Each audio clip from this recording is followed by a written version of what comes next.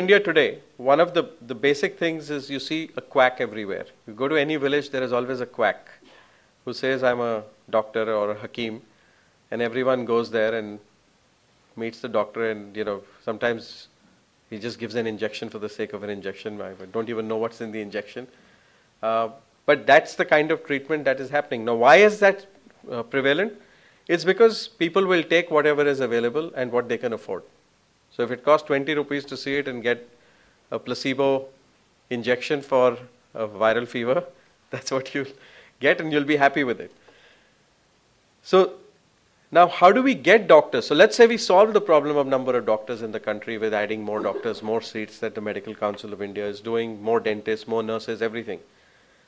Well, we produce more doctors and we say you can only live in rural areas, or people we choose from the villages, which invariably they'll go to the city. We can mandate doctors and say you will not get your certificate till you spend 3 years in rural areas. Maybe that's a way to solve the problem. You can bring patients to urban areas, which is happening anyway, but who will pay for that? If you look at AIIMS today and you look at the newspaper today that had patients from villages who are living in the toilet at AIIMS because they have no place to stay and they can't afford anything, and they've just taken over the toilet.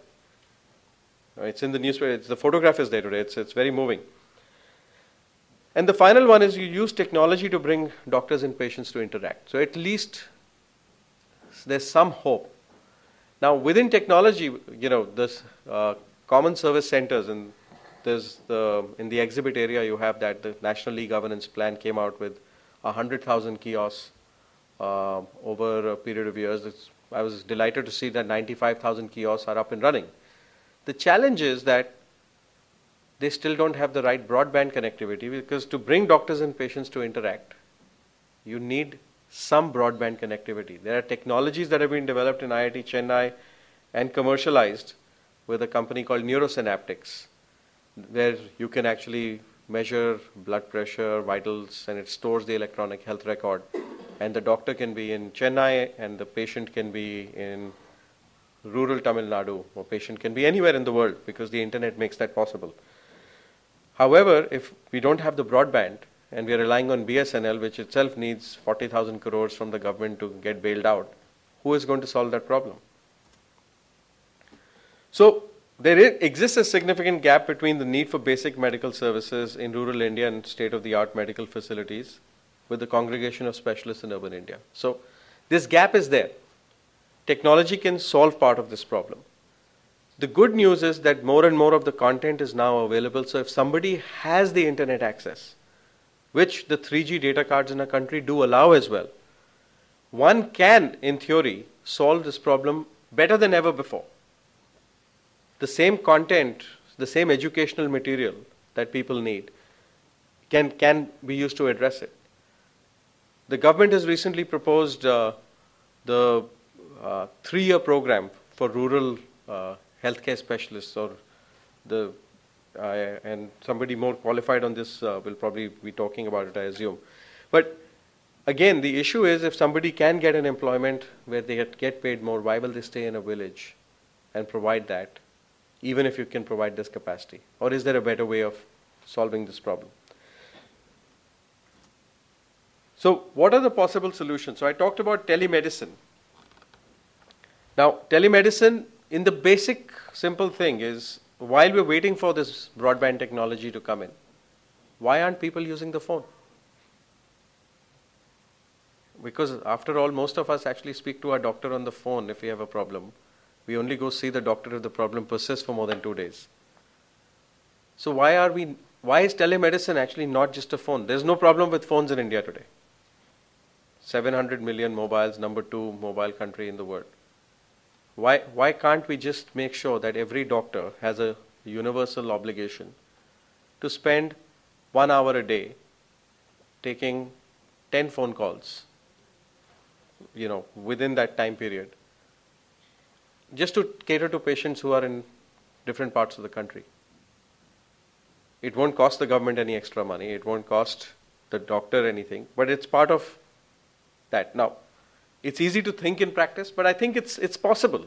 If there is a will to solve this problem, that's all it takes. The second is one can bring education to rural doctors. And when I say rural doctors, I'll sort of say this is paramedics, who are better than a quack, but not a proper doctor. But at least that person who then has access to other doctors for advice. And you provide them with continuing education on a regular basis in easy to understand language. So it's not English textbooks that they're used to, but videos in the local language that they're used to.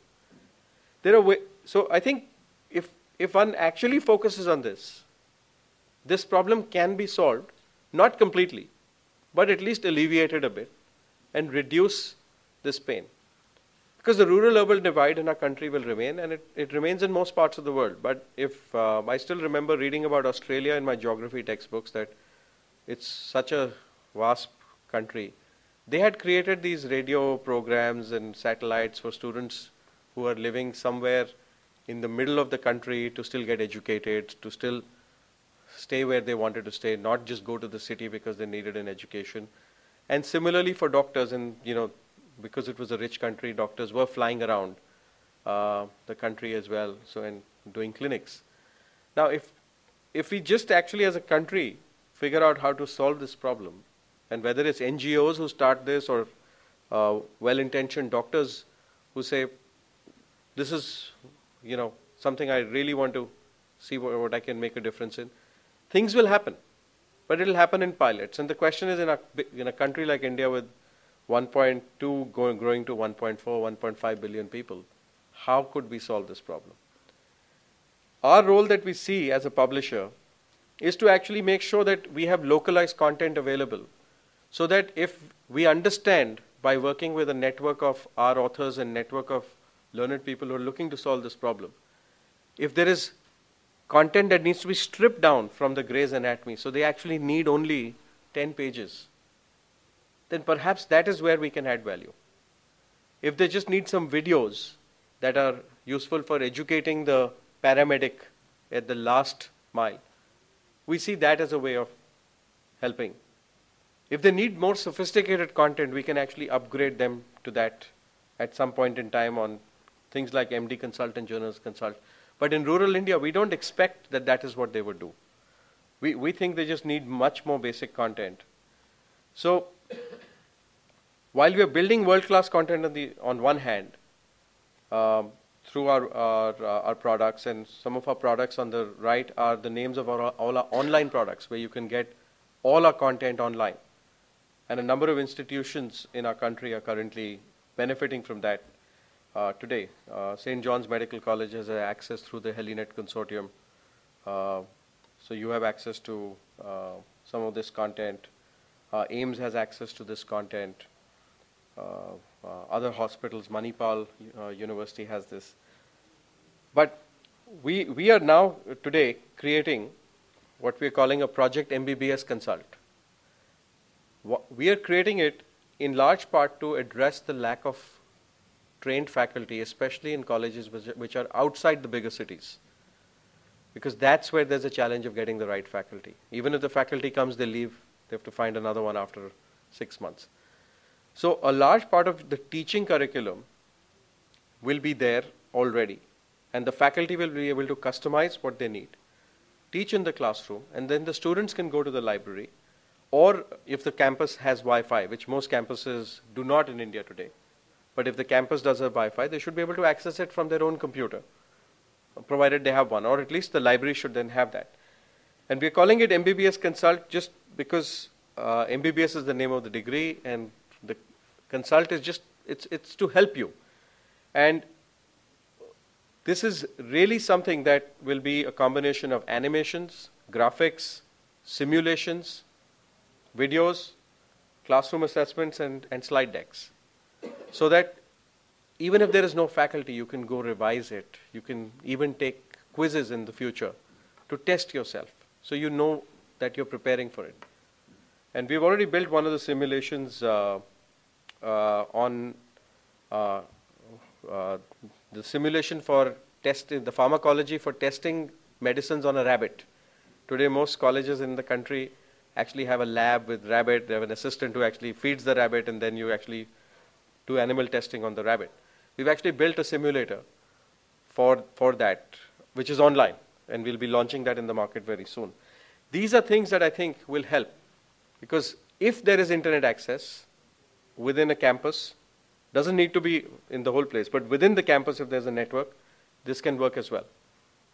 The other part is just a simple, complete medical reference for Indian practitioners, written by Indian practitioners, for Indian practitioners, and this will then be integrated with our worldwide electronic platform, which will be launched next year, called Clinical Key, so that actually doctors around the world may have access to Indian content. And over a period of time, we believe we'll be able to deliver evidence-based scientific content with the help of authors in the country. But these are the aspects that we are doing. Now within this, for rural India, what we will have is the simpler parts. And all we have to do is create that table of contents in such a way that people who need the basics can just get the basics. The more advanced, specialized people will get what they want as well. So this is what I wanted to share with all of you. Be happy to take any questions either now or with the permission of the moderator, now or later at the end of the session.